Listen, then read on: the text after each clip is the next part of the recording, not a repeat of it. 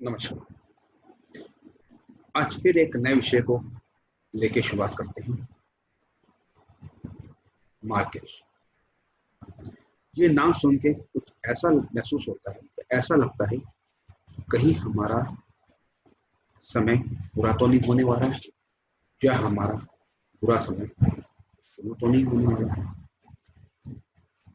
ऐसी बातें निराधार हैं और काफी हद तक गलत भी है। मैंने कई अनुभवी ज्योतिषियों से बात भी की,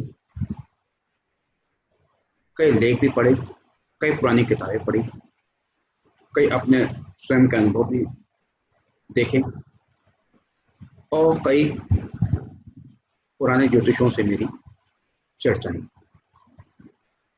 तो इन सब को मिला के जो मैंने अनुभव में लाया हूं, वही चीज मैं यहाँ पे आप लोगों के बीच में शेयर कर। मार्केश 100 प्रकार के होते हैं।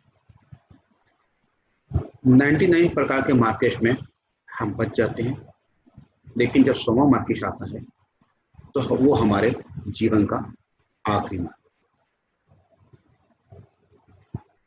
मार्केश को कुछ इस तरह समझिए, हम जा रहे हैं, हमें चोट लग गई, वो भी मार्केश है। हमारी जेब कट गई, वो भी एक तरह का मार्केश है। हमारे जानवर की मृत्यु होगी, वो भी एक मार्केश है। घर का कोई सदस्य गुजर गया, वो भी एक तरह का मार्केश है। हमारे घर की छत गिर गई, वो भी एक तरह का मार्केश है। मार्केश 99 प्रकार के होते हैं, 100वां मार्केश आखिरी मार्केश। अब मार्केश कैसे कहां फल देगा, उसके बारे में विचार देखते हैं कैसे करें। अब मान लीजिए मार्केश पहले भाव में बैठा हुआ है। पहला भाव सर का भी होता है, पहला भाव स्वयं का भी होता है। तो मार्केश अगर पहले भाव में बैठा होगा तो सर में चोट लग सकती है, या स्वयं के व्यक्तित्व में कुछ कमी आ सकती है, या जातक अपमानित भी हो सकता है। अब मार्केश यहाँ पे भरणी नक्षत्र में बैठा हुआ है। भरणी नक्षत्र शुक्र का होता है। तो सर में जब चोट लगेगी तो हो सकता है उस चोट में कहीं ना कहीं किसी स्त्री का क्रोध हो, या स्त्री बगल में खड़ी हो।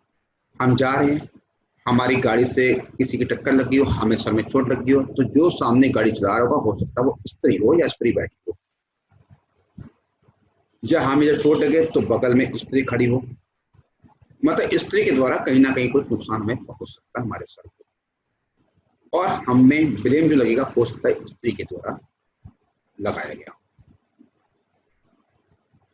मार्केश दूसरे भाव बैठेगा। दूसरा भाव हमारा दाईं आंख का होता है, दूसरा भाव हमारा धन का भी होता है। अब मार्केश यहाँ पे अगर वही मार्केश यहाँ पे दोबारा भरणी नक्षत्र का बैठा हो तो दाईं आंख में चोट भी स्त्री के द्वारा जैसे बताया लग सकती है, या स्त्री पास में हो लग सकती है, और हमारा धन किसी स्त्री के द्वारा बर्बाद हो सकता है। मैं भरणी नक्षत्र किस लिए बात कर रहा हूं, क्योंकि शुक्र है। आप इसमें अगर यहाँ पे शनि हो, शनि नक्षत्र में मार्केश हो, तो हमारा जो धन होगा एक ऐसे व्यक्ति के द्वारा खराब हो सकता है, या कोई ऐसा दोस्त मित्र हमारा पैसा ले सकता है जिसका रंग सांवला हो, या हम किसी ऐसी जगह पैसा लगा सकते हैं जो जगह एकांत में हो, ऊबड़ खाबड़ हो। वो पैसे लेके हमने जमीन खरीद ली, लेकिन वो फिर हमारी बिकी नहीं, जमीन, पैसा फंस गया। आंख में चोट लगे तो हो सकता है उसमें सांवला व्यक्ति पास में हो, या शनि से रिलेटेड लोग पास में हो। इसी तरह तीसरे भाव में आइए। तीसरा भाव हमारा इंटरव्यू का भी होता है, तीसरा भाव हमारी छोटी यात्रा का भी होता है, तीसरा भाव हमारा कम्युनिकेशन का भी होता है, तीसरा भाव हमारे बड़े भाई का भी होता है। अब यहाँ पे अगर मार्केट बैठ जाएगा तो हो सकता है हमारे बड़े भाई से हो सकता है हमारा कुछ वियोग हो जाए। वियोग मतलब आपसी अनबन हो जाए। हमारी छोटी यात्रा जो हो वो बंद हो जाए, या छोटी यात्रा में हम निकले हों, जिस चीज के लिए निकले हों, जो चीज करने निकले हों, वो कार्य हमारा वहां पहुंच के पूरा ना हो पाए। इंटरव्यू में हम जा रहे हो सकता है हमारा इंटरव्यू कैंसिल हो जाए अगर मार्केट तीसरे भाव में बैठा हुआ है।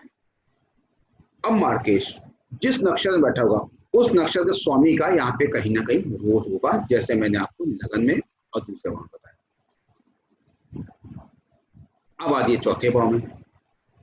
चौथा भाव हमारा कुटुंब का होता है, चौथा भाव हमारी शिक्षा का होता है, चौथा भाव हमारी माँ का भी होता है, और भी कई चीजों का चौथा भाव। अब मार्केट यहाँ पे बैठा होगा तो हमारी शिक्षा में रुकावट कर सकता है। जो हमारे परसेंटेज 100% हो सकता है हमारे 80% आ जाए, कुछ कमी हो जाए हमारे परसेंटेज में। हमारी माता जी को हो सकता है बीमारी लग जाए या कोई ना कोई कष्ट आ जाए। अब मार्केट यहाँ पे सपोज करिए गुरु के नक्षत्र में होगा, तो गुरु जो होगा, जो माँ को कष्ट होगा, हो सकता है किसी ब्राह्मण के द्वारा कष्ट हो, या कोई गाय सिंह मार दे, या कोई टीचर हो हमारा जो हमें पढ़ा रहा हो लेकिन मार्केट की माँ से अंतर पढ़ते आए, तो हो सकता है उसकी पढ़ाई हुई चीजें हमें कम समझ में आए। मतलब ब्राह्मण का कहीं ना कहीं कोई रोल होना चाहिए, या गुरु से रिलेटेड कोई ना कोई प्रॉब्लम हमें होनी चाहिए। यही मार्केट अगर पंचम भाव में होगा, हमारे संतान का भाव होता है, हमारे बुद्धि का भाव होता है, तो कहीं ना कहीं मार्केट की महादशा अंतरदशा परतंत्र दशा में हो सकता है संतान से हमारे विचार ना मिले, या संतान का सुख हमें प्राप्त ना हो उस समय, या संतान अगर हो तो होते बीमार पड़ जाए। हमारी हो सकता है उस समय हम डिसीजन सही ना ले पाए हों। अगर वही मार्केट पंचम में मूल नक्षत्र में होगा तो यहाँ पे जो मार्केट कष्ट देगा वो केतु से रिलेटेड कष्ट देगा।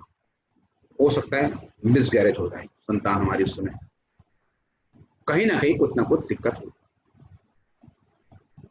संतान हमारी उस वक्त हमारी बातों पे ध्यान ही ना दे, क्योंकि केतु नीचे का धड़ होता है, उसको दिखाई देता नहीं, तो संतान को हमारी अच्छी बातें उस समय दिखाई ना दे और हमें नजरअंदाज कर दे। यही मार्केट अगर छठे भाव में बैठा होगा, जिस नक्षत्र में होगा उस नक्षत्र का यहाँ पे रोल होगा, लेकिन मार्केट छठा भाव नौकरी का होता है, छठा भाव नौकर का भी होता है, छठा भाव जानवर का भी होता है। नौकर में कई लोग तीसरा भाव भी देखते हैं और कई जगह छठा भाव का भी बढ़ना है। तो हो सकता है हमारे पशु की यहाँ पे मृत्यु हो जाए, हमें नौकरी में दिक्कतें आनी शुरू हो जाए, हमारे रोग बढ़ जाए, डॉक्टर डायग्नोस करे हमारा रोग पकड़ में ना है, ये दिक्कतें हमें हो सकती। ये सप्तम भाव अगर ये मार्केट माफ करिएगा मार्केट अगर सप्तम भाव में होगा तो हो सकता है पति पत्नी के विचारों में मतभेद होने शुरू हो जाए। बिजनेस कर रहे हूँ तो व्यापार में हमारे घाटा होना शुरू हो जाए या पैसे फंस जाए। मतलब सप्तम भाव जिस जिस चीजों का होगा उस चीजों में हमें दिक्कतें महसूस होंगी, और मार्केट जिस नक्षत्र में होगा वही यहाँ पे मेन रोल निभाएगा, इससे कारण हमें दिक्कतें हो रही है। यही मार्केट अगर अष्टम भाव में होगा तो हमें चोट लगेगी, हमारी दुर्घटनाएं होंगी।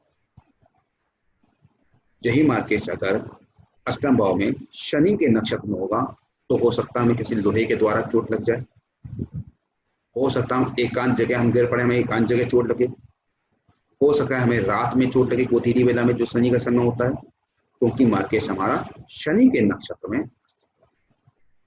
यही मार्केट अगर हम नवम भाव में होगा तो नवम भाव को पिता का भी भाव कहा गया है, नवम भाव को बड़ी यात्राओं का भी कहा गया है, नवम भाव को दान पुण्य का भी कहा गया है, और भी कई का। हो सकता है हमारी लंबी यात्राएं स्थगित हो जाएं। अगर हम लंबी यात्रा पे कहीं पहुंचे धार्मिक स्थान में तो हो सकता है वहां पहुंच के भी हम दर्शन ना कर पाए प्रभु के, या हमें रास्ते में कष्ट मिले, या पिता से हमारे विचार न मिले, या पिता को तकलीफ हो जाए। यही मार्केट अगर दसम भाव में होगा, दसम भाव हमारी नौकरी का एटमॉस्फेयर होता है, तो हम जहाँ पे नौकरी कर रहे होंगे वहां पे हमें कोई भी चीज समझ में नहीं आ रही होगी और हमारा मन नहीं रखना होगा। यही मार्केट अगर 11वें भाव में होगा तो हमारे आय के स्रोत जो होंगे वो बंद हो जाएंगे। यही मार्केट अगर 12वें भाव में होगा तो हमारे खर्चे हमारी आमदनी से ज्यादा होने शुरू हो जाएंगे। अगर हम विदेश यात्रा का योग हमारी कुंडली में बन रहा होगा तो हो सका वो स्थगित हो जाए, या हम पहुंचे विदेश तो हमारे कार्य पूरे ना हो पाए जिस कार्य के हम आए हों। अगर कोई केस वगैरह चल रहा हो तो हो सकता है वो हमारे पक्ष में ना आए। लेकिन जो एटमॉस्फेयर होगा वो वही होगा जहां मार्केस जिस नक्षत्र में जिस भाव में बैठा। अपने सुझाव हमें यूट्यूब में जरूर दीजिएगा, वो मेरे लिए बहुत ही उपयोगी रहेंगे, क्योंकि जहां अगर कोई कमी रह होगी फिर उसी आपके सहयोग जो दिए होंगे आपने वहीं से मैं फिर आगे अपनी रिसर्च करना शुरू करूंगा। जरूर मेरे चैनल को सब्सक्राइब करिएगा अगर आपको चैनल सही लगा हो तब। फिर नए विषय के साथ शुरुआत करेंगे। धन्यवाद, नमस्कार।